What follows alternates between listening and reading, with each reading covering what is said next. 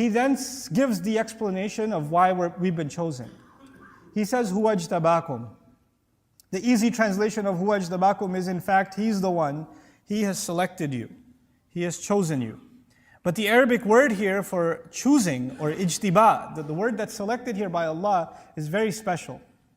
If you say the word ikhtiyar, which is also a word for choice, then it comes from the word khair, meaning you prefer something or something is, you make a better choice. That's ikhtiyar. You can say istafa or istifa in the Arabic language, which comes from safwa, purity. When you make a choice, you don't have to explain to anybody else why you made that choice. For example, when you go shopping and you buy like a blue shirt, you don't owe somebody a scientific explanation, why did you pick the blue shirt, why didn't you get the white shirt? That's istifa, it's purely your choice. There's no rationale necessary. But when you say ijtiba, which is the word Allah chose here, when He described that He chose you and me to be Muslim, that word actually comes from jabu. Jabu in Arabic, in Old Arabic, actually the verb used to be used for tax collection. Back in the day, the people who made enough money owed taxes. Obviously, even now, you have to be above a certain level minimum income before you're qualified to be selected for tax collection. Ijtiba actually means to make a choice based on qualifications. So in other words, when you get hired for a job, or if you're fixing your car, or you're tightening a screw or something and you pick the right tool for that job, you just did ijtiba. Because if you pick any other tool, it doesn't do the job. When you make the right choice for the right job, that is called ijtiba. In other words, what I'm trying to tell you and what I'm trying to remind myself of is that when Allah honored you and me to be Muslim, the fact that you and I say La ilaha illallah, the fact that you and I have the gift of saying Muhammadur Rasulullah sallallahu alayhi wasallam is actually a very precise choice from Allah of you and me. There were plenty of other human beings available before Allah on this planet, and Allah chose precisely you and me to be Muslim for a task that He has. Because ijtiba is done for a particular purpose, for a task. So now, we aren't just chosen to be Muslim, we're chosen to be Muslim because we have a mission in front of us. And that mission He already describes is you have to struggle for Allah as is worthy of the struggle that should be made for Him. Huwa اجتباكم وما, and then he adds finally, now that I realize I've been chosen, even though I've been chosen, I'm still thinking this is too hard of a job. How am I going to do this? Fine, Allah sees something in me I don't even see it in myself. I don't even see what's so special about me. Why did I get chosen? There's so many better people out there. But Allah is, and this is too hard anyway. Islam is way too hard. What Allah is asking of me is too much. I can't do it.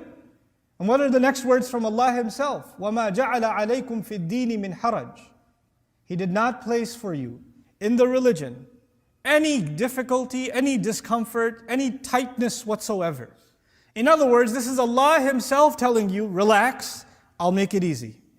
Don't you worry about that. You're the right man for the job. You're the right woman for the job. You were the one chosen for this time, this day, and this age. When you look around now, you see that Muslims we're the target of media attention, political craziness. I travel to England all the time. But this last time I traveled, I got exhaustively questioned. What are you doing here? I got questioned, like, why are you here? That's never happened before. So things are becoming tougher and tougher for Muslims. They are, in many, many ways. But that's okay. You know what? Allah chose you and me to be born in this generation, in this day and age, knowing full well these are the trials we're going to have. And the best people qualified to struggle in these trials are the Muslims alive today. That's the choice of Allah. That's why you and I are taking a breath right now. If we didn't have a purpose for us, because He only creates for purpose. خَلَقَ السَّمَاوَاتِ وَالْأَرْضَ بِالْحَقِّ وَصَوَّرَكُمْ. He created the skies and the earth with precise purpose and molded you. So He molded you and me and put us in this position because we have a purpose to serve.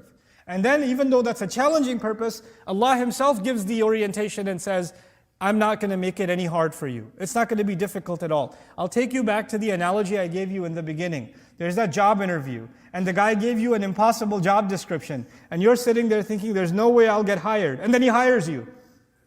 And your first thought is, I'm not qualified. And he says, relax, I know what I'm doing. I've been hiring for a long time. I see something in you. Even if you don't think you know, you'll learn pretty quickly. I know talent when I see it. So he's encouraging you and he's acknowledging you in a way that you didn't even think you saw in yourself. The other thing that's happening here is every Muslim is supposed to see value in themselves. No believer can think that they're useless before Allah, that they're pointless, that they're meaningless before Allah. They're worthless. They are worthy of Allah. They're worthy because Allah made a special choice of them. A special choice of them. Download our mobile applications or register on our official website to get access to exclusive content. Links given in description of video.